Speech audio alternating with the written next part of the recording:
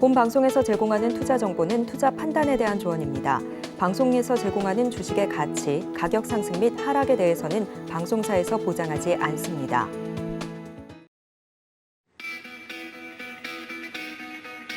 안녕하십니까. 고수익 작전 타임 진행의 도지은입니다. 간밤에 뉴욕 증시는 이번 주 이 미국의 소비자 물가 지수 발표와 또 FOMC 회의를 앞두고 급등으로 마감이 되는 모습이었습니다. 지금 현재 시장 전반적으로 눈치 보기 장세가 강한 가운데 3대 지수가 상승한 만큼 오늘 국내 증시를 대비하기 위한 작전은 어떤 작전을 펼치면 좋을지 많은 분들이 고민이실 텐데요. 오늘도 저희와 함께 하시면서 장전 전략 세워가 보시기를 바랍니다. 자, 그렇다면 첫 번째 글로벌 이슈 짚어주실 첫 번째 전문가님 모셔보도록 하겠습니다. 주식회사 플래처 김덕호 대표님 연결되어 있습니다. 대표님 안녕하십니까? 네, 반갑습니다. 네, 반갑습니다.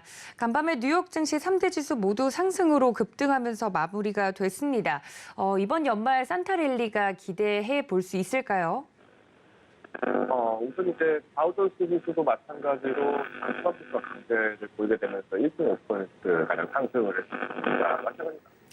네, 지금 현재 전화 연결이 원활하지 않아서 다시 한번 연결해 보기 전에 뉴욕 증시 마감이 된 상황 자세하게 좀 알아보도록 하겠습니다. 급등하면서 마무리가 됐다 전달을 좀 드렸는데 다우 지수는 전장 대비 1.58% 오르면서 34,005포인트 선에 거래를 끝냈습니다. S&P 500 지수는 전일 대비 1.43% 올랐고요. 나스닥 지수는 1.26% 오르면서 11,143포인트 선에 장을 마쳤습니다. 물론 이러한 상승으로 마감이 됐지만 이 종목과 관련돼서는 테슬라 등 약세를 보이는 종목들이 있었습니다만 장 후반에 이 기대 인플레이션 하향 조정에 상승폭이 확대되면서 마무리가 되는 모습이었습니다. 이 3대 지수가 모두 상승으로 마감이 됐기 때문에 오늘 국내 증시는 어떤 영향이 있을지 기대가 되는데요. 오늘 13일이죠. 이 11월에 또 CPI 발표가 예정이 되어 있고 FOMC 회의도 예정이 되어 있는 만큼 오늘장 작전을 잘 세워봐야 될 것 같습니다. 자, 주식회사 플래처 김덕호 대표님 다시 한번 전화로 연결해 보도록 하겠습니다. 대표님 안녕하십니까? 네, 반갑습니다. 네, 다시 한번 연결을 해봤습니다. 이번 연말 산타랠리 저희 기대해봐도 괜찮을까요? 사실 이제 산타랠리가 가장 호재가 많이 되고 있는데 지난 2020년도 특히 이제 팬데믹이 발생한 직후부터 산타랠리에 대한 기대감들이 굉장히 높았습니다. 이는 이제 많은 투자자분들께서 증시에 대한 부분들을 너무도 잘 알고 계시다는 뜻이고요. 그만큼 이제 시장에서의 굉장히 악재들이 연이어서 나타나다 보니까 어떻게 보면 희망의 어떤 기간으로 삼고 계신 것 같습니다. 다만 이제 이러한 산타랠리에 대한 근거를 보실 수 있는 부분들은 우선 이제 오늘 발표가 될 예정인 미국의 CPI 지수가 반드시 선행이 돼야 한다라고 좀 판단을 하고 있고요. 더불어서 이제 14일에 발표하게 될 FOMC에서의 미국의 기준금리 발표가 또 핵심입니다. 현재 이제 미국 같은 경우에는 주요 경제 지표에 대한 회복에 자신감을 좀 얻고 있는 상황이고요. 여기에 이제 연준에서는 여전히 견고한 고용 지표라든지 혹은 생산자 물가에 대해서 안정적인 생산세에 집중을 하고 있는 것으로 보여집니다. 때문에 이제 이번 산타랠리를 기대할 수 있는 원인도 오히려 이제 패드워치 같은 경우에도 실제로 자이언트 스텝보다는 빅스텝을 달성할 예정대로 빅스텝을 가능성이 굉장히 높다라고 지금 판단하고 있는 상황이고요. 특히 이제 증시에서는 금리 속도 조절론에 대해서 좀 비중이 달려진 것 같습니다. 전체적으로 오늘 S&P 500에서도 마찬가지로 IT 업종들이 막판에 상승을 하신 부분들이 굉장히 컸었고요. 이는 나스닥 종합지수를 보신 분들은 아시겠습니다만은 장 마감 3시간 전부터 본격적으로 상승 랠리가 떠올랐던 가장 큰 특징입니다. 이는 이제 11월 기대 인플레이션이 마찬가지고 11월 기대 인플레이션이 마찬가지로 지난 10월에 발표한 지수에 비해서 많이 하회했다는 특징인데요. 이제 기대 인플레이션 같은 경우에는 이제 앞으로의 12개월 동안에서의 물가 변동성을 또 나타내는 부분이라고 볼 수 있습니다. 특히 현재 연준에서도 지난 10월 그리고 9월에 마찬가지로 기대 인플레이션이 굉장히 높게 발표가 된 직후에도 빅스텝과 자이언트 스텝에서 꾸준하게 논의를 한 바 있었고요. 이는 이제 마찬가지로 섹터별로 살펴봤을 때는 IT 섹터가 가장 큰 반등을 보이게 되었습니다. 마찬가지로 에너지 섹터가 이제 2.4% 그리고 유틸리티 섹터가 2.2%로 좀 상승폭을 크게 키워갔었고요. 반면에 상승폭이 좀 가장 적었던 섹터라고 하면은 의미 소비재 섹터가 0.3%로 굉장히 좀 낮은 지수를 나타냈다고 볼 수 있을 것 같습니다. 전반적으로 오늘 미국 시장에서는 기대감으로 또 한번 상승하는 모습이 있지만은 마냥 산타랠리를 예상하기에는 좀 어려운 시점이다. 그래서 국내에서도 마찬가지로 하락에 대한 부분들이 좀 다시 한번 매물이 할 수 있다는 점을 참고하시면 좋을 것 같습니다. 네, 뉴욕 증시 마감 상황과 더불어서 이번 달 저희가 산타랠리를 기대할 수 있을지의 가능성에 대해서 다시 한번 좀 짚어봤습니다. 자, 두 번째 이슈로 좀 넘어가 보도록 하죠. 여러 가지 경제 지표들이 지금 나오고 있는 상황인데 11월 자동차 생산, 수출 모두 증가가 됐다고요. 저희가 좀 지금 매수해 보면 좋을지 궁금한데 어떻게 보십니까? 가장 큰 이제 기간 산업 중 하나죠. 어떻게 보면 기간 산업이라고 말씀드릴 정도로 실제로 이제 철강에는 굉장히 많은 자재들이 많이 들어가는 산업이기도 하고요. 가장 큰 먹거리 산업이기도 합니다. 그만큼 이제 국내 산업에서 굉장히 큰 포지션을 갖고 있는 장수 산업이기 때문에 이번 11월 장수 산업은 발표가 됐던 부분들은 굉장히 좀 긍정적이라고 볼 수 있겠습니다. 우선 이제 11월 자동차 생산 같은 경우에도 전년 대비해서 25% 상승을 했고요. 내수 같은 경우에도 8%가량 상승을 했습니다. 가장 긍정적인 부분들은 수출 지수가 굉장히 많이 개선이 됐다는 점인데, 우선 이제 생산과 수출 모두 25%가량 상승을 했다는 점들은 아무래도 시장에서 다시 한번 리오프닝 효과들을 보고 있다라고 좀 말씀드릴 것 같습니다. 물론 현재 이제 자동차 시장에서 가장 큰 부분들은 반도체 수급이 가장 큰 문제였었지만은 이번 11월 지표를 살펴보신 분들은 아시겠습니다만은 반도체 수급이 그래도 회복세가 나타나고 있다는 점이 특징입니다. 어제 이제 발표를 했을 때도 마찬가지로 생산 부분, 수출 부분들이 계속 강조가 되고 있는데, 표면상에서의 모습으로 봤을 때는 사실상 생산성이 향상된 것으로 보여질 수가 있습니다. 물론 이제 자재 수급이라든가 공급량 자체가 굉장히 많이 늘어난 것은 사실이고, 문제는 이러한 매출 자체가 늘어났다는 부분에서 우리가 수출 관점에서 봤을 때는 항상 내수와의 어떤 비교 부분들을 좀 다시 살펴보실 필요가 있습니다. 우선 긍정적인 부분부터 말씀드리자면은 그간 이제 누적 실적 같은 경우 이제 11월까지의 누적 실적 같은 경우는 주요국들의 금리 인상이라든가 아니면 이제 화물연대에서의 어떤 운송 거부 이런 각종 악재성 요인들이 판재를 했음에도 불구하고 올해 전년 대비 이제 실적이 좀 더 상회했다는 점이 특징입니다. 이는 이제 생산성 자체에서도 그리고 수출 자체에서도 상당한 의미가 있는데요. 우선 이제 다만 이제 자동차 부품 같은 경우에는 이제 상승세가 조금 다소 크지는 못했다는 점이 좀 특징입니다. 특히 이제 11월 부품 수출 같은 경우에는 전년 동월 대비했을 때는 0.8% 증가를 한 규모이기 때문에 사실상 이제 반도체 가격이 굉장히 많이 좀 후퇴를 하고 있고 여기에 이제 문제 자체가 좀 상이하게 진행되고 있다고 보시면 될 것 같습니다. 물론 이러한 시점들에서 친환경차 같은 경우에는 오히려 또 내수도 마찬가지 25%가량 증가를 했고요. 수출 같은 경우에는 14%가량 상승을 했습니다. 즉 이는 이제 전반적으로 친환경 차량에 대한 부분들 수요가 굉장히 많이 확대가 되고 있다는 특징이고요. 전반적으로 이제 자동차 업계 중에서도 마찬가지로 가장 큰 포지션 상승이 이루어지고 있다는 점이 특징입니다. 물론 현재 이제 전기차 관련해서 사대 사고라든가 이런 부분들이 굉장히 많이 이슈가 되고 있습니다만은 여전히 이제 친환경 차량에 대한 부분들에서 선호도가 굉장히 많이 높게 나타나고 있다는 부분을 좀 알 수 있을 것 같고요.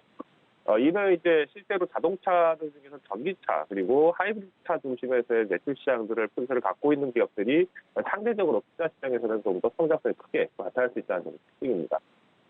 이처럼 긍정적인 11월의 생산, 수출, 내수 모두 상승한 것이 나타나고 있습니다만은 그 속내를 들어보면 조금 규모별로 그리고 기업별로 좀 차이가 있는 것으로 확인했습니다. 그래서 이제 3분기의 누적 영업이익률 같은 경우에는 기업 규모별로 좀 차이가 굉장히 컸었는데 우선 대기업 같은 경우에는 전년 대비 3.6% 그리고 중견기업이 2.7% 상승을 했습니다만은 오히려 이제 중소기업 같은 경우에는 1.2% 규모에 부딪히기 때문에 실질적으로 전년보다 상승폭은 상당히 많이 줄지 못한 상황입니다. 상당히 둔화가 된 상황이라고 보시면 되겠죠. 이는 이제 환율 효과 그리고 이제 전년도의 기저 효과, 즉 이제 작년도 리오프닝 직전에 굉장히 생산성이 낮았던 상황에도 불구하고 오히려 실질적인 매출이라든가 영업이익이 많이 떨어졌다는 것들은 기업에서의 원가 부담률이 굉장히 높아지고 있다는 것입니다. 앞서서 이제 레고랜드 사태 이후에 실제로 창원에 있는 건설사가 마찬가지로 파산 신청을 하는데 지금 현재 규모가 작은 기업일수록 오히려 이제 자금 부담이 굉장히 크게 나타나고 있는데요. 마찬가지로 현재 이제 원가 자체에 대한 부담률이라고 하면은 사실 자재 공급이라든가 어떤 수준 자체도 문제가 될 수 있겠습니다만은 대부분 이제 인건비라든가 이런 영향이 클 수밖에 없습니다. 어떤 임차료라든가 실제로 이제 임차료 임대료라든가 관련돼 있는 세율 그리고 실질적인 임금 소비 관련된 부분들에서 굉장히 많은 지출이 나타나고 있다고 보실 수 있을 것 같고요. 결국은 이제 자동차 섹터 내에서도 이제 대표주를 선정할 때 혹은 부품주를 선정할 때 대한 부분들에서 옥석가리가 나타날 것으로 예상됩니다. 현재 개인적인 소견으로 말씀드리자면은 부품주 자체에서는 아직까지 회복세가 조금 단계는 좀 어려울 수 있다는 점을 참고드릴 수 있을 것 같습니다. 물론 이제 내연기관이냐 혹은 이제 뭐 파워트레인이냐 아니면은 뭐 배터리팩 관련된 부분들에서 자재를 공급을 하고 있냐에 따라서 조금 서로 차이는 있겠습니다만은 가장 중요한 부분들은 현재에서 시장의 점유율 변화를 좀 꾸준하게 추적할 필요가 있다고 판단을 하고 있고요. 특히 지난 4개월 동안에서의 성장이 마찬가지 유효한 의미를 거두고 있기 때문에 지난 8월부터에서의 종목별 그리고 매출 현황들을 살펴보시는 것을 보여드리고자 합니다. 더불어서 지금 현재 환율에 대한 문제가 계속 거론되고 있죠. 앞서서도 잠깐 말씀을 드렸습니다만은 이번 물가 지수를 잡기 위해서 마찬가지로 연준에서는 또 한 번의 빅스텝을 달려갈 가능성이 굉장히 높습니다. 다만 이처럼 이제 빅스텝을 진행하게 되면은 실질적으로 한국은행과의 금리 격차가 1%포인트 이상 나게 되는 상황이고요. 여기에 이제 외국인들은 환타선 그리고 연말에 대한 부분들에서의 매도 물량들이 나올 가능성이 굉장히 큽니다. 특히 이제 이번 주 16일 같은 경우에는 우리가 내만일 날이라고 하는 선물 옵션 만기일이 또 예정되어 있다 보니까 아무래도 이제 국내 증시에서는 조금 매도 물량들이 발생할 가능성이 굉장히 크고요. 다급하게 종목을 접근하시기보다는 연말까지 움직임들을 꾸준하게 추적하실 필요가 있을 것 같습니다. 특히 이제 이번 주가 결국 핵심이라는 부분들은 결국 이제 다음 주 전략을 대비하기는 굉장히 좀 좋은 기간이 아닐까라고 판단을 하고 있고요. 앞으로 이제 연말까지 2주 정도의 기간이 남아 있습니다. 때문에 이제 배당락을 유의하시면서 접근하셔야 될 필요가 있기 때문에 실질적인 배당락 자체만을 잡고 접근하시기에는 오히려 이제 금리 인상에 대한 부분들의 압박들도 충분히 참고하시면서 접근하셔야 됩니다. 때문에 이제 현재 부품주 같은 경우에는 특히 투자를 하실 때 마찬가지로 점유율 그리고 펀더멘탈의 강한 여부를 확인하셔야 되고요. 특히 이제 최근 4개월 동안의 수급 동향을 살펴보시면서 종목에 대한 차별화 접근을 하시는 것을 권고드리고자 합니다. 네, 자동차 산업과 관련돼서 나온 지표 거기에 따라서 투자 전략까지 이야기 들어봤습니다. 자, 그렇다면 대표님 저희 오늘장 작전 어떻게 세워볼까요? 일단 오늘장에서도 마찬가지로 외국인들은 조금 매도 물량들을 내어놓지 않을까 판단을 하고 있습니다. 물론 이제 시장의 상승에서는 항상 개인들의 지도가 좀 반드시 필요했습니다만은 이번 빅스텝이 사실상 예고가 된 지 꽤 오래되다 보니까 시장에서의 충격 자체는 조금 적을 것으로 예상이 되고 있습니다. 반면 이제 빅스텝을 단행한 이후에 연준에서의 발표하는 점도표가 굉장히 큰 핵심이 될 것으로 예상됩니다. 이는 이제 최종 금리에 대한 결정을 나타내는 부분이고 현재 이제 지난 9월에 발표했던 점도표는 내년에 4.75%까지 기준금리를 인상할 것으로 예상이 되고 있기 때문에 아직 여전히 캐파가 75bp 정도 남아 있다는 점이 특징입니다. 물론 이제 발표 직후에서 시장에서의 단기적 충격보다도 장기적인 어떤 움직임들을 좀 보셔야 되다 보니까 현재 시장에서는 속도 조절론에 대한 부분들이 굉장히 큰 힘을 얻고 있는 상황이고요. 마지막으로 지금 앞으로 이제 12월 이제 마지막 주쯤에 발표가 되는 이제 마지막 주에 가까이 발표가 되는 이제 PC 지표, 즉 이제 개인 소비 물가 지수가 마찬가지로 발표가 될 예정인데 이 PC 지표에 대해서 마찬가지로 어느 정도 수준까지 가는지에 대해서의 영향들에 따라서 결국은 내년도 기준금리 정책이 완전히 발현할 수 있다는 특징입니다. 현재 이제 연준에서는 5%대 마감을 하는 것을 기대를 하고 있습니다만은 마찬가지로 5% 초반을 달성하기에는 아직까지 어려운 상황이기 때문에 만약 기대를 하시고 산타랠리만을 위해서 공격적 투자를 하시는 것은 반드시 지양하시는 걸 권고드리겠습니다. 자, 이렇게 오늘장 작전까지 이야기 들어봤습니다. 지금까지 주식회사 플래처 김덕호 대표님과 함께했습니다. 대표님 고맙습니다. 감사합니다. 나 이렇게 글로벌 이슈들을 짚어봤는데요. 그렇다면 이어서 국내 증시 작전 세워보도록 하겠습니다. 펀스탁TV 황호준 외환시장 분석 연구원님 전화 연결되어 있습니다. 연구원님 안녕하십니까? 네, 안녕하세요. 네, 반갑습니다. 늘 재미있고 친절하게 이슈 분석을 좀 해주고 계시는데요. 첫 번째 이슈부터 살펴보겠습니다. 이 중국의 리오프닝이 확실시되는 가운데 뜬금없이 원료의약품 관련주가 급등하는 모양새입니다. 그 배경을 짚어주신다고요? 네, 그렇습니다. 중국의 리오프닝이 사실상 거의 확실시되는 상황이죠. 이에 따라서 기존의 방역 지침을 완화하면서 이 재택치료를 권장하고 있는 상황입니다. 우리나라와 다르게 중국은 어마무시한 인구수를 감당할 인프라가 사실상 아직은 부족한 상황이기 때문에 이러한 결정이 여러 방면에서 파급력을 끼치게 되었죠. 현재 중국은 리오프닝 이후에 감기 사기 문제가 상당히 심각해지고 있습니다. 이 중국 현지에서는 진단키트 사재기 등으로 인해서 가격이 약 10배가량 상승하는 모습도 보여지고 있고요. 이에 따라서 중국 당국은 의약품 가격 규제를 발표하고 이는 원료의약품에 대해서는 처음으로 언급을 한 것입니다. 자, 우리나라 또한 코로나19의 초창기 상황에 마스크 대란과 함께 감기약 대란이 일어났던 것처럼 전 세계적으로 코로나19를 겪었던 국가들의 공통점이었는데요. 이 과거 인도의 사례를 보아서 원료의약품 관련 이슈가 발생한 후 급등했던 종목들이 다시금 탄력을 받을 가능성이 상당히 높아졌습니다. 이에 따라서 국제약품의 상한가를 마무리를 비롯해서 영진약품, 일동홀딩스, 부광약품이 이 뒤를 이어 상승하는 모습을 보여줬는데요. 향후 중국의 리오프닝이 더 확실시 된다면은 중국의 코로나19 확진자 숫자는 내년 폭발적으로 발생할 거라는 전망이 지배적인 가운데 관련되어서 생필품과 코로나19 관련주를 주목해야 될 타이밍이라 보고 있습니다. 네, 겨울이 되다 보니 이런 현상도 일어나네요. 그렇다면 현재 상황에서 저희가 살펴볼 만한 종목 어떤 종목일까요? 네, 오늘 살펴볼 만한 종목은 바로 영진약품입니다. 이 앞서 말씀드린 중국의 리오프닝이 예상보다 대비책이 준비가 안 된 가운데 너무 빠르게 진행이 되었기 때문에 의약품을 비롯해서 생필품의 부족 현상은 사실상 예정이 되어 있었죠. 자, 이에 따라서 생필품과 자가치료에 흔히 사용되는 해열제를 비롯한 감기약이 품귀 현상을 빚고 있습니다. 자, 오늘 관심 있게 볼 종목인 영진약품은 중국 제약유통회사 인터림스와 2019년도 MOU를 체결한 이력이 있죠. 또한 국내에 튼튼한 기반을 다져놓은 KTNG를 외자로 두고 있어서 이 국내를 넘어서 해외 유통망에 상당히 접근하기 용이한 강점이 있습니다. 영진약품은 인터림스와 MOU를 체결을 하게 되면서 해열 소염제인 데노간주, 영트라셋을 수출을 하는데요. 이는 원료 의약품에 속해 있습니다. 중국 제약 유통 전문 회사인 인터림스와 손을 잡게 되면서 중국 3세대 항생제 원료 공급 계약 체결도 함께 맺었는데요. 이는 2025년까지 독점 공급 계약을 맺었다는 게 오늘의 핵심입니다.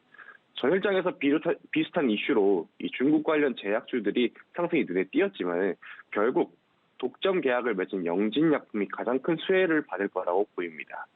이 가격 전략을 말씀드리자면 그간의 상승은 첫 상승을 시작한 2,690원부터 전일 고가인 4,060원은 딱 50%의 상승을 보여주는 수준입니다.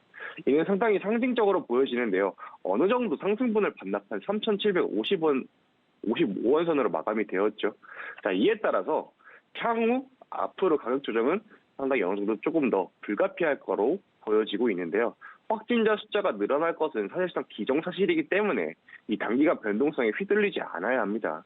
매수가는 3,800원 이하, 손절가로는 3,600원을 제시해드리며 1차 목표가로는 4,200원, 2차 목표가로는 5,000원 제시해드리겠습니다. 이 종목의 특성상 한번 탄력을 받으면 꾸준하게 상승을 기대해볼 만한 종목이기에 단시간 내에 2차 목표까지 도달하게 될 경우에는 분할 매도를 하는 것 또한 좋은 방법이라 여겨집니다. 정리를 해드리자면 매수가 3,800원 이하, 손절가 3,600원, 1차 목표가는 4,200원, 2차 목표가로는 5,000원 제시하겠습니다. 네, 이 의약품과 관련돼서 최근 움직임이 나와서 개인적으로는 의아하게 생각을 했었는데 자세하게 이슈 분석해 주셨고 거기에 따른 오늘의 종목 영진약품 가격 전략까지 이야기해드렸으니까 여러분들 자세히 또 이 내용들 챙겨가 주시면 좋을 것 같습니다. 자, 다음 이슈로 좀 넘어가 볼 텐데 다음도 중국과 관련된 이슈라고 합니다. 이 중국의 확진자 수가 이렇게 증가가 되면서 격리 기간도 증가하면서 자연스럽게 국내 콘텐츠, 미디어 관련된 종목들에 대해서도 새로운 시각이 좀 필요하다라는 이야기들이 나오고 있다고 합니다. 요 며칠 미디어 콘텐츠 관련된 종목들이 굉장히 흐름이 좋았는데 자세하게 살펴주신다고요? 네, 앞서 말씀드린 이슈로 중국은 사실상 리오프닝을 한 상태죠. 코로나19 확진자 숫자는 폭발적으로 늘어날 거라는 걸 우리는 이미 한 차례 예방주사를 맞아가면서 잘 알고 있는 상태입니다. 그렇다면은 이러한 흐름 속에서 우리가 떠올려야 할 것은 코로나 초창기 대응 방법인데요. 코로나 초창기에는 자가격리와 자택치료 기간을 가졌죠. 엄청나게 지루한 시간을 이어가야 됩니다. 또한 중국은 아주 강력한 방역 정책으로 약 3년간 고강도의 격리 체제를 유지했었죠. 자, 이를 바탕으로 유추해 볼 수 있는 것은 이번 코로나 확산기에도 확진자의 경우 자택 격리 강도를 상당히 높게 진행할 것이라는 점이죠. 이러한 상황에서 최근 우리나라의 K-미디어가 중국 내부의 OTT 서비스에서 방영이 재개되고 중국 게임업계에서 한국산 게임의 판호 발급, 서비스 허가 발급이라고 하죠. 이슈가 다시금 수면 위로 올라왔습니다. 이에 따라 게임과 컨텐츠 섹터 또한 눈여겨봐야 할 타이밍이죠. 현재 코로나를 기점으로 우리나라의 수출 산업이 기존의 패러다임과 상당히 바뀌어가고 있습니다. 기존에는 노동 집약형의 원자재 수입 후에 2차 가공물을 되파는 역수출의 단계였다면 이제는 컨텐츠라는 새로운 산업군이 열린 것인데요. 이러한 시대 흐름에 맞는 투자를 생각해야 되는 타이밍으로 보고 있습니다. 네, 저도 최근에 요즘 영화와 드라마가 재밌는 게 너무 많아서 보느라 시간 가는 줄 모르고 있는데 그럼 관련돼서 저희가 볼 만한 종목 어떤 종목일까요? 네, 이번에 살펴본 종목은 바로 M게임입니다. 이 M게임은 앞서 말씀드린 중국 리오프닝에 따른 원료 의약품 호재와 격리에 따른 K-미디어에 대한 새로운 접근, 이 두 가지 테마에 전부 다 포함이 되는 종목입니다. M게임은 약 15년 만에 최대 실적을 발표를 했는데요. 이는 실적은 한 분기 반짝 실적이 좋게 나온 게 아니라 꾸준한 성장 속에서 최대 실적을 보여주는 기염을 토해낸 만큼 상당히 상징적이라 여겨지는데요. M게임의 효자적 게임인 열혈강호 온라인은 지난 10월 중국 매출이 전년 동월 대비 42%가 증가를 했는데 이는 서비스 이드 최고의 매출을 달성을 했습니다. 자, 이에 따라서 중국 시장의 가장 큰 문턱이라 여겨지는 판호 발급 문제에는 이미 N게임은 프리패스를 받아놓은 상태인데요. 그만큼 여타 다른 게임주들과는 강점이 있는 모습이고요. 또한 N게임은 열혈강호 온라인 말고도 나이트 온라인이라는 게임을 운영 중에 있는데 이 지난달 미국과 튀르키예 지역 새 서버를 3개 정도 오픈을 했습니다. 이러면서 유저가 상당히 증가를 했죠. 자, 이를 통해서 지난달 매출이 전년 동기 대비해서 158% 증가를 했다 밝혔는데 이는 지난해 월 평균 매출이 136%를 상회하는 수치입니다. 중국 게임 규제가 풀릴 조짐이 보이고 실적 또한 뒷받쳐주는 상황에 주가는 상당히 탄탄한 모습을 보여주고 있는데요. 이는 실적이 당연히 뒷받침되었기 때문에 이랬다고 볼 수가 있는데 가격 전략을 제시해드리자면 매수가는 8,700원 이하, 손절가는 8,000원을 제시해드리겠습니다. 1차 목표가는 9,300원을 제시해드리고 2차 목표가는 1만 원 제시해드리겠습니다. 중국 관련주들이 그간의 놀림이 워낙 컸던 종목들이기에 수요가 폭발하게 된다면 그간 상승하는 격이 다른 상승이 나올 전망이기에 목표가를 상당히 높게 제시를 해드리는데요. 현재 기조대로만 흘러간다면 무리 없이 상승할 것이라고 보여지고 있습니다. 네, 이 K 콘텐츠, K 미디어에 대해서 기대감이 커져가고 있으면서 오늘 또 이슈와 더불어서 살펴본 종목 M게임입니다. 관련돼서 자세하게 이슈 분석을 해주셨고요. 실적 이슈부터 이 가격 전략까지 자세하게 좀 안내를 해드렸으니까 여러분들 M게임에 대한 내용들도 챙겨가 주시길 바랍니다. 자, 은고님 그렇다면 저희 오늘장 어떻게 좀 작전을 세워볼까요? 간밤에 뉴욕 증시는 급등하면서 마감이 됐는데요. 네, 오늘 미국 소비자 물가지수가 발표가 될 예정이죠. 사실상 우리가 예측을 한다 해서 크게 변화는 사실 거의 없습니다. 요 근래 증시는 대응의 영역으로 우리에게 과제를 주지 예측의 영역은 전혀 아닙니다. 요즘 증시는 눈치 보기 장세 연속이지만은 그러면서도 또 눈치만 계속 보고 있다가는 큰 기회를 놓칠 가능성도 있죠. 허나 너무나 공격적인 투자를 하시기보다는 확실한 재료가 놓여져 있고 이에 따른 수혜가 명확히 보이며 실적이라는 뒷받침이 확실한 종목들로 공략하시는 게 좋을 전망입니다. 네, 이렇게 오늘장 작전까지 이야기 나눠봤습니다. 지금까지 펀스탁TV 황호준 외환시장 분석연구원님과 함께했습니다. 연구원님 고맙습니다. 감사합니다. 네, 이렇게 국내 증시 작전 세워보고 있습니다. 다음은 보다 자세한 종목에 대해서 공부를 해보는 시간인데요. 기업공시연구소의 변영인 대표님 연결되어 있습니다. 대표님 안녕하십니까? 네, 반갑습니다. 네, 반갑습니다. 오늘은 어떤 종목의 공시 저희가 살펴보게 될까요? 네, 전일자 금전대여 결정을 결정한 미래나노텍을 준비해봤습니다. 최근 이 수산화 리튬 관련 이슈가 좀 부각되면서 리튬 관련주로도 부각된 바 있었고 이에 따라서 강한 시세를 좀 분출한 바 있었는데 차후 전망 그리고 추이까지 분석해보도록 하겠습니다. 네, 오늘의 주인공 미래나노텍 자세하게 공시 분석을 해주신다고 하는데 간단하게 미래나노텍이 어떤 기업인지 기업 개요부터 알아보도록 하겠습니다. 미래나노텍 2002년 8년에 설립이 돼서 2007년 10월에 코스닥 시장에 상장을 했습니다. 주사업은 LCD, BLU용 광학 필름 그리고 재기반사 필름의 제조와 판매를 영위하고 있는 기업입니다. 동사 그리고 종속 회사를 통해서 디스플레이, 2차 전지 소재, 윈도우 필름, 백색 가전 사업 부문으로 구분이 되고 있고 디스플레이용 광학 필름 사업이 주력입니다. 디스플레이 사업은 경기 변동에 굉장히 민감하죠. 원가 절감, 경박화, 슬림화 등을 통한 경쟁력을 확보하고 있고 윈도우 필름 사업은 자동차 썬팅 필름 그리고 건물용 안전 필름으로 제조, 공급을 하고 있습니다.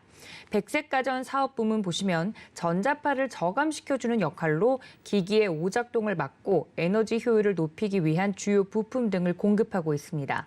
매출 포지션 보시면 디스플레이가 50.8%로 절반 이상, 백색 가전이 23%, 윈도우 필름이 8.8%, 재기반사 필름 등이 6.8%, 2차 전지 소재가 9.3% 등으로 구분이 됩니다. 최근 연간 실적은 2021년 연결 기준 매출액은 4,582억 원으로 전년 동기 대비 13.5% 증가했고 영업이익은 236억 원으로 26.1% 감소했으며 당기순이익은 234억 원을 기록했고 9.8% 증가한 수치입니다. 네, 미래나노텍 자세하게 기업 개요 좀 살펴봤습니다. 자세하게 이제는 공시 내용 분석해 주신다고요? 네, 바로 어제였습니다. 회사 금전 대여 결정을 했는데요. 금전 대여, 말 그대로 회사가 자금을 대여했다는 뜻입니다. 공시 내용 살펴보겠습니다. 미래나노텍 금전 대여 결정입니다. 대여 대상은요, 미래첨단 소재 주식회사고요. 금전 대여 내역은 2022년 12월 12일자 587억 원을 대여한다는 뜻입니다. 회사 최근 자기자본의 23.8%에 해당되는 수치입니다. 대여 기간은요, 2022년 12월 12일부터 2024년 2월 19일까지 대여를 할 예정입니다. 금전 대여 목적입니다. 수산화 리튬의 공급 물량 증가에 따른 원재료 구입 대금을 위해서다라고 회사는 밝혔습니다. 전체 금전 대여 총액 잔액은요, 645억 원입니다. 투자 판단 참고 사항도 보도록 하겠습니다. 금번 금전 대여의 주 목적은 계열 회사인 미래첨단 소재의 수산화 리튬 공급 물량 증가에 따른 원재료 구입 대금을 사용하기 위함이다라고 밝혔습니다. 최근 이 기준 한우를 좀 적용해서 최초 매매 기준율을 적용해서 원화 환산한 금액이다라고 좀 밝혔고요. 기타 대여 기간 그리고 조건 등에 따른 사항들은 내부 사정 그리고 진행 과정 등에 따라서 변경될 수 있다라고 회사는 밝혔습니다. 지금 뭐냐면 587억 원을 계열사죠. 자회사 미래첨단 소재의 수산화 리튬 공급 물량 증가에 따른 원재료 구입 대금을 사용하기 위해서 자금을 대여한 것이고 전체 대여 잔액 총량은 645억 원의 자금이 대여됐다라고 회사는 밝히는 공시입니다. 네, 자세하게 공시 분석해 주셨습니다. 그러니까 최근 회사들이 어려울 때마다 이 회사가 대출을 하는 상황이 굉장히 많아지고 있다는 이슈를 저희가 프로그램 통해서도 다룬 적이 있었는데 관련된 내용인 것 같습니다. 관련돼서 이 공시를 보고 이 사업 모멘텀 부분엔 어떤 영향이 있을지 궁금한데요. 예, 일단 이 회사의 최대 이 관심사였죠. 지금 수산화 리튬 관련죠. 리튬 가격이 급등함에 따라서 일단 어떤 기대감들이 좀 수반되고 있었고요. 그래서 주가 좀 급등을 했는데 미래나노텍의 이 핵심 결사입니다. 미래첨단 소재 588억 원의 규모 이 자금을 좀 대여했다는 뜻은 이 회사는 수산화 리튬 원재료 확보를 위해서 또는 이 본격적인 양산을 준비하기 위한 원재료 매입 대금을 사용하기 위함이다라고 밝혔는데 우선 2023년도 상반기에 양산 목표로 하고 있는 미래나노텍에서 지금 588억 원의 예비 자금이 좀 투입됐다는 것. 자, 이 부분은 상당히 좀 상징적인 의미가 좀 있다라고 좀 판단을 해봤습니다. 우선 선제적으로는 회사가 자금을 좀 조달해서 계열사의 유상증자를 통해서 자금을 조달한다든가 기타의 어떤 여러 가지 자금 조달의 행태들이 있죠. 뭐 유상증자가 있고요, 전환사채 그리고 신주 이수권부 사채의 어떤 발행을 통한 자금을 조달할 수 있는 어떤 역량들이 좀 있는데 우선 금전 대여를 좀 결정했다는 것은 회사가 추가적인 어떤 지분을 확대시키지 않고 내부 유보액을 통해서 계열사를 좀 지원했다라고 판단을 해봤습니다.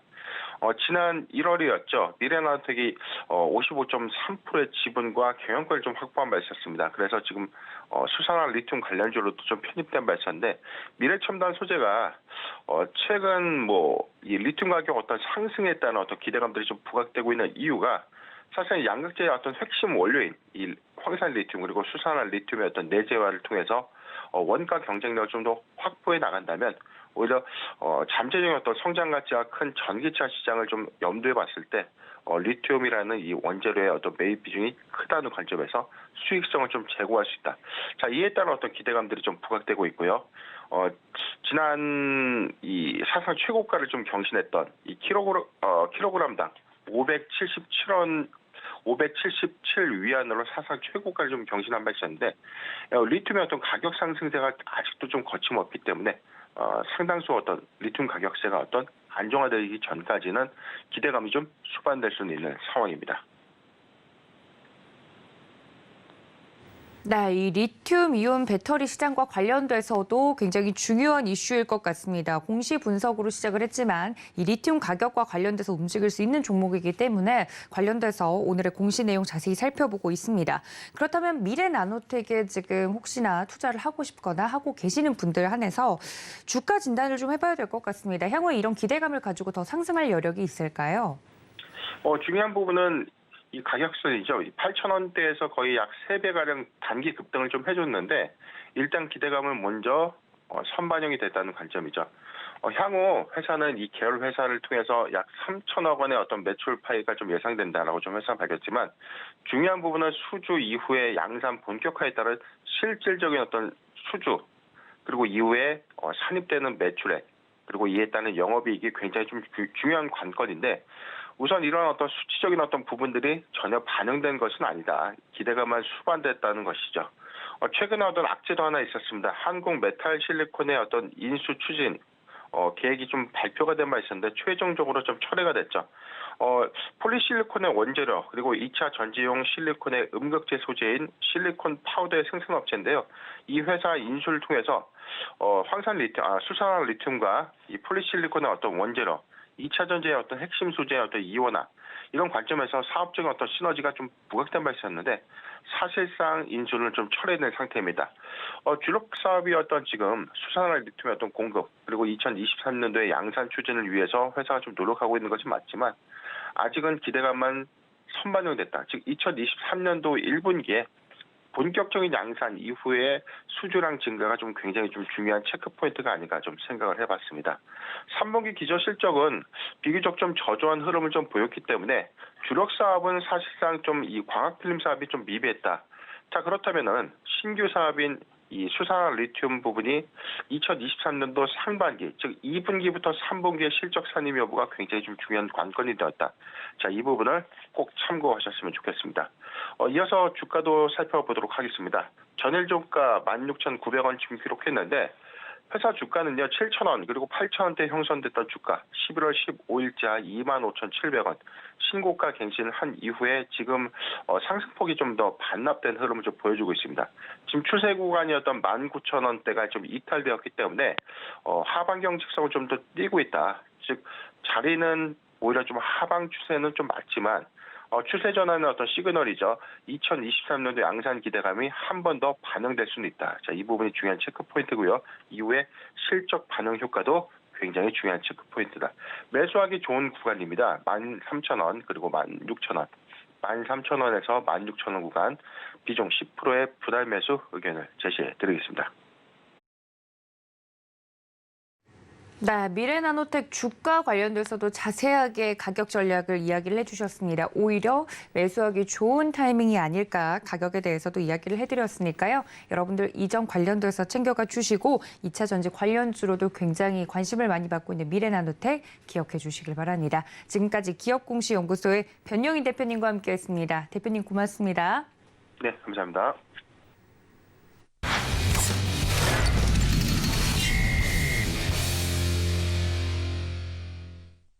네, 보다 자세한 종목에 대한 이야기 나눠보도록 하겠습니다. 글로원 파트너스 이성웅 이사님 연결해 봅니다. 이사님 안녕하십니까? 네, 안녕하세요. 네, 반갑습니다. 간밤에 뉴욕 증시 빅 이벤트들을 앞두고 상승 마감을 했습니다. 자세하게 주요 업종별 흐름을 체크해 주신다고요? 예, 전일 미국 시장 같은 경우는 3대 지수가 1% 이상 반등세를 나타내는 모습이었습니다. 장 후반으로 갈수록 상승폭은 더해지는 모습이었고, 업종별 흐름을 살펴보면 엔비디아, AMD 같은 경우가 각각 3%대 상승을 하는 모습, 최근에 반도체 업종들, 그다음에 이 중에서도 디램과 관련된 부분, 랜드와 관련된 부분의 사업을 영위하는 기업들의 주가가 약했는데 우선은 미국 시장에서 3%대 상승이 나타났고 우리나라 시장과 연결해보면 SK 하이닉스 같은 경우가 미국 시장의 종목이 강했을 때 그 다음 날 3%대 상승이 강하게 나타났었습니다. 오늘도 그 부분이 이어지는지 여부를 살펴볼 필요가 있겠고 테슬라 그리고 루시드 자동차 업종 쪽이죠. 이 부분이 각각 6%, 4%대 조정세가 나타났습니다. 완성차 쪽은 해외 업체들 같은 경우도 그렇고 우리나라 업체 같은 경우도 주가가 부진한 상황인데 이게 계속 지속되지는 않겠지만은 가깝게는 4분기 정도까지는 실적이 부진할 수 있는 점이고 실제 각 기업별로 월별로 차량 판매에 대한 데이터를 우리가 볼 수 있기 때문에 그 점이 그냥 단순하게 판매치가 올라오는 게 아니라 유럽 시장, 그다음에 미국 시장 내에서 점유율이 올라오는 수준을 확인하고 접근이 가능하다는 점을 생각을 해야 되겠고요. 가격만 보자면 시총 상위주들 중에서 주가가 이렇게 하락을 해 있는 상황에서 좀 주가 횡보세가 나타나고 있는데 이러한 구간이 지수가 상승을 했을 때 반등이 나올 수 있는 거지 실적만 보고 자동차를 미리 주가를 상승하는 수급이 들어오기에는 4분기 실적 부분, 이 부분이 확인해야 되는 점이 있고 그다음에 3분기 실적과 비교를 했을 때 환율 같은 경우도 또 떨어져 있단 말이죠. 우리가 2분기, 3분기 모두 환율에 대한 효과를 본 상황인데 판매에 대한 데이터가 비슷하게 나온다고 하면은 환율을 대입을 했을 때는 되려 3분기 대비해서 4분기가 실적이 빠질 수가 있습니다. 우리가 그 점을 생각하고 대형 자동차 이 부분은 좀 급할 필요가 없다라고 말씀을 드릴 수 있겠습니다. 미국은 물가지표 발표를 앞두고 시장이 반등세가 나타났어요.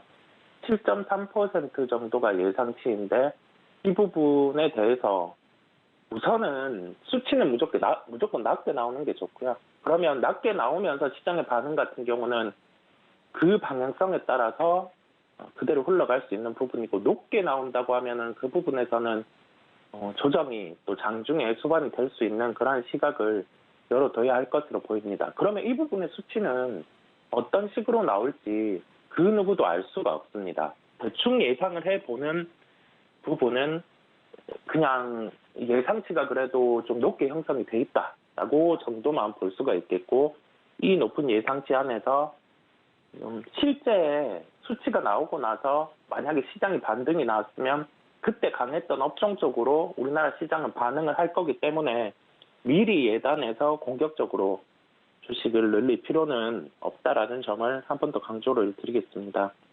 금요일 밤에 지표 발표가 있어요. 그리고 나서 이어지는 게 FOMC 회의 같은 경우도 이제 이어집니다. 그러면 실제 물가 지표 발표 이후에 파월 의장의 발언에 따라서 또 한 번 시장의 방향성이 결정될 수 있기 때문에 두 요인 다 우리가 결정할 수 없는 외부의 변수인 겁니다. 그러한 불확실성 같은 경우는 시장이 제일 좋아하지 않기 때문에 아직은 보수적인 시각을 유지하면서 종목 같은 경우도 접근을 할 때도 이렇게 절대 주가가 떠 있는 종목들 계속 오랫동안 실적이 좋다 해온 종목들 같은 경우는 실적이 약간 안 좋아지는 요인이 발생을 하면은 주가는 위에서 꺾여 내려올 수 있습니다. 그러한 시장의 특성이 지금 대입이 돼 있기 때문에 빠져있는 종목군들 안에서 내년의 실적 같은 경우를 대입을 해봤을 때 이제 시가총액 기준으로 좀 부담이 없는 구간에 위치하고 있는 종목들을 찾아서 접근을 하는 게 낫다라는 결론이겠습니다. 네, 오늘 밤 주요 지표 발표를 앞두고 시장의 경계감이 굉장히 강한 모습입니다. 이런 시장 속에서 어떤 성격의 종목을 고르면 좋을지 많은 분들이 궁금해하실 텐데 그 힌트를 좀 드린 것 같습니다. 그렇다면 좀 마음 편하게 매매할 수 있는 종목, 오늘의 특징적인 종목은 어떤 종목일까요? 네, 오늘은 두산 에너빌리티를 말씀드리려고 합니다. 두산 에너빌리티 같은 경우는 우선은 원전에 대한 수주가 나와야 되는 것은 명백한 상황입니다. 그게 나오지 않으면 주가의 반응은 좀 더딜 수가 있겠는데요. 이게 우리나라 기준으로 APR 1400, 그다음에 미국 기준으로는 AP 1000, 이 부분이 원전과 관련된 부분에 실제 그 제품 넘버를 나눠 놓은 거고요. 이 넘버 같은 경우를 나눠서 이렇게 각 국가 제품별로 명시를 해놓는 이유는 글로벌 단에서 미국 업체의 승인도 필요한 부분이 있고, 그다음에 이 승인이 통과해야지 실제 수주가 나갈 수 있는 부분도 존재를 하기 때문에 이러한 부분의 명시, 그다음에 구분을 해놨습니다. 이 두 가지 부분, 한국, 그다음에 미국 부분의 주기기 제작 경험을 두산 에너빌리티는 한 상황이고요. 우리가 연초에 많이 일컬어왔던 소형 모듈 원전 부분, 이 부분과 관련해서 미국의 뉴스케일 파워와 함께 협업을 하면서 두산 에너빌리티가 이 부분에서도 주기기 파트 같은 경우를 담당을 하고 있습니다. 이제 좀 수주에 대해서 내년부터는 가시화될 수 있는 가능성이 충분히 존재를 하고요. 그 대형 원전 부분, 그다음에 소형 모듈 원전 부분에서 수요가 실제 증가를 하면은 이 사업 부분 가치 같은 경우에 재평가가 이루어지게 되고, 추가적으로 해상 풍력 터빈 부분, 이 부분이 터빈 같은 경우는 국산화 부분이라든지 그 점이 상당히 난이도가 높았어요. 근데 실제 두산 에너빌리티가 추진을 해왔고 내년에 이제 출시 가능성이 존재를 합니다. 우선 저풍속 지역에서 이 터빈 같은 경우가 길이가 좀 이렇게 길게 제작이 돼야 되는데, 저풍속 지역에서 긴 터빈 같은 경우를 활용할 수 있는 그러한 부분에 대해서 모델이 이제는 출시를 할 수 있기 때문에 내년에는 이제 해상풍력 터빈의 수주까지 함께 더해질 수 있을 것으로 보입니다. 이러한 사업의 체력을 바탕으로 해서 전 내년에 이제 영업이익 체력이 한 1조 원대 정도까지 올라오게 돼요. 그러면 현재 시가총액이 10조 2129억 원입니다. 우리가 비용을 제해 보더라도 이제 한 9조 원대 시가총액까지 두산 에너빌리티가 하락을 해요. 그러면 이제 그 밸류에 대한 매력, 이 밸류에 대한 매력이 뭐냐면 가지고 있는 이익 대비해서 시가총액 같은 경우가 합당한 그 배수, 여기에 대해서 그 자금을 회수하는 데 걸리는 연도를 대입을 해줬을 때 합당한 시총 같은 경우보다 좀 이제 떨어져서 거래가 되는 거죠. 여태까지 두산 에너빌리티 같은 경우는 좀 비싸다는 시각도 많았고, 흑자 전환, 그다음에 재무에 대한 부담, 이런 점이 존재를 했는데 내년부터는 실제 밸류가 대입이 되는 기업이기 때문에 이제는 주가의 조정 같은 경우도 나오더라도 좀 편안하게 접근할 수 있는 그런 종목이라 말씀드릴 수 있겠습니다. 키포인트는 원전이든 터빈 부분이든 수주가 나와야 된다는 점이고요. 지금 구간부터는 어떤 수주가 나오든 주가 반응은 강할 수 있음을 우리는 생각을 해야 되겠습니다. 왜 강할 수 있냐라고 하면은 주가 같은 경우가 내년에 예상 실적 대입에서 시가총액이 그 정도로 붙어 있기 때문이고요. 그 수주가 더해지면 그만큼의 이익 같은 경우가 몇 년을 나눠서지만은 더해지게 돼요. 그러면 예상이익이 실제 시장의 예상치보다 더 올라가게 되면서 시가총액의 목표 같은 경우도 같이 올라가게 되는 그러한 구조라는 점을 쉽게 이해를 하시면 되겠습니다. 가격 같은 경우는 15,600원대 접근 가능하다는 결론이겠습니다. 네, 최근 시장 동향과 더불어서 오늘의 특징적인 종목 두산 에너빌리티 자세하게 설명드렸습니다. 가격 접근이 가능한 선 15,600원대 이야기해드렸으니까 이 점까지 챙겨가 주시면 좋을 것 같고요. 다음 이슈로 넘어가 보도록 하겠습니다. 이사님, 저희가 12월이 3주가량 남았습니다. 정말 올해도 얼마 남지 않았는데 시장에서 저희가 주목할 점, 이 시기에 맞는 점들 정리를 해주신다고요? 네, 아무래도 시장 한번 짚고 가봐야 할 것으로 보이고 반짝 개별주들이 강하기는 했어요. 그런데 지수는 또 조정이 나온 상황이고 올해장은 좀 강하게 반등이 나왔다라고 하는 구간도 없었던 상당히 난이도가 높은 장이 현재까지는 지속이 되는 모습이었습니다.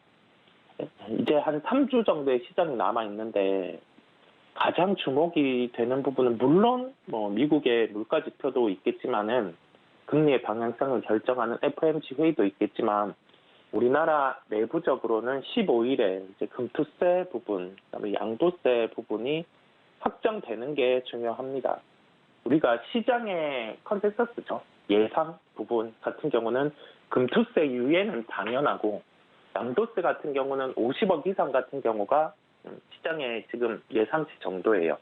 근데 당연히 금투세는 유예된다는 시각이고 이게 유예됐다 해서 시장이 무조건 반등이 나오는 게 아니라 양도세 같은 경우가 만약에 50억 이하로 극단적으로 한 10억 정도 이 정도 나오면은 12월 시장 개별주들은 주가가 떠 있는 건 또 조정이 나올 수 있습니다. 우리가 그 점을 염두에 둬야 되겠고 15일 기준으로 당연히 금투세는 유예된다는 시각에다가 양도세가 어떻게 결정되는지 여부를 주목을 할 필요가 있다는 점을 강조를 드립니다. 그리고 시장의 이 부분은 수급에 영향을 미치는 요소가 명백합니다. 그 점을 생각하고 만약에 이게 양도세 같은 경우가 30억, 10억 이렇게 극단적으로 10억까지 결정이 되면은 그때는 주가가 이렇게 떠 있는 개별주 같은 경우는 좀 매도를 하고 대응을 할 필요가 있다는 점을 강조드리겠습니다. 네, 정말 올해가 얼마 남지 않은 상황에서 시장 중간 점검을 해봤습니다. 그렇다면 대표님, 저희가 오늘 마지막으로 살펴볼 만한 특징적인 종목은 뭘까요? 네, 종목은 3강 MNT를 말씀드리도록 하겠습니다. 최근에 풍력과 관련된 종목 같은 경우는 주가의 방향이 정해지면 강하게 움직이는데 또 쉬어갈 때는 상당히 주가가 움직이지 않습니다. 1등주는 CS 윈드고요. 이 CS 윈드 같은 경우는 해상풍력과 관련된 수주가 나오고 주가가 강했었어요. 그런데 3강 MNT 같은 경우는 아직 해상풍력과 관련된 수주가 안 나오다 보니까 주가는 빠지는 건 아닌데 그렇다고 반등 또한 강하지 않는 좀 비탄력적인 모습을 보여주는 상황입니다. 당연히 시장에서는 수주를 기다리고 있는 거겠고요. 3분기 실적은 나온 지가 좀 됐는데 이 부분은 그냥 예상치 정도의 실적이 나왔어요. 일회성 비용이 빠진 부분이 있기는 한데 이 부분은 퇴직금 부분 빠지는 요인이 있다 보니까 나간 거고요. 그 실제 해상풍력 부분에 대한 사업이 비중이 70%대를 차지하기 때문에 4분기, 내년 1분기 이 구간으로 봐서는 실적 개선이 나타날 가능성이 높습니다. 들어오는 수주만큼 이제 실제 이익이 잡혀가는 그러한 고마진 사업 구조가 형성되어 있기 때문에 그렇게 말씀을 드릴 수 있겠고요. 미국, 그다음에 대만, 일본 같은 경우 부유식 해상풍력을 도입한다는 그 부분을 공표했기 때문에 3강 MNT 같은 경우는 수주가 나오는 걸 기다리는 구간 안에서 각 국가별로 수주에 대해서 실제 발생 가능한 구간까지 왔다라는 점에서 살펴봐야 되는 구간이라는 결론을 짓도록 하겠습니다. 그 해상풍력 부분이 한 번의 수주가 나오게 되면 좀 연속해서 나오는 경향이 있고요. 구체적으로 한 2030년까지 연평균으로 25%대의 성장이 나타날 것으로 보여요. 우리가 일반적으로 한 가지 사업이 연평균 20% 이상의 성장이 나타나는 사업 같은 경우에 그 시장 점유율을 상위권으로 가지고 있는 기업 같은 경우는 주가 같은 경우가 이 사업의 성장 이상만큼 언제나 연간으로 상승이 가능한 그런 이론적인 점이 있기 때문에 지속적으로 관심을 가지고 살펴봐야 한다는 점을 한 번 더 강조를 드리겠고요. 내년 예상 영업이익이 920억 원대인데 현재 시가총액은 1조 1978억 원입니다. 시가총액에 대한 부담도 없는 구간이기 때문에 우리가 관심을 가지고 살펴보자라는 결론입니다. 가격 접근은 21,900원대 접근 가능하다라는 결론이겠습니다. 네, 오늘의 마지막 특징적인 종목 3강 M&T까지 자세하게 알아봤습니다. 지금까지 글로원 파트너스 이성웅 이사님과 종목 이야기 나눠봤습니다. 이사님 고맙습니다. 네, 감사합니다. 네, 저희 이렇게 장전 전략 모두 세워봤습니다. 본 방송에서 제공해 드린 정보는 투자 판단에 대한 조언일 뿐 해당 주식의 가치나 수익률을 보장하고 있지 않다는 점까지 알려드리면서 저희는 잠시 뒤 장중 전략으로 다시 인사드리겠습니다. 시청해주신 여러분 고맙습니다.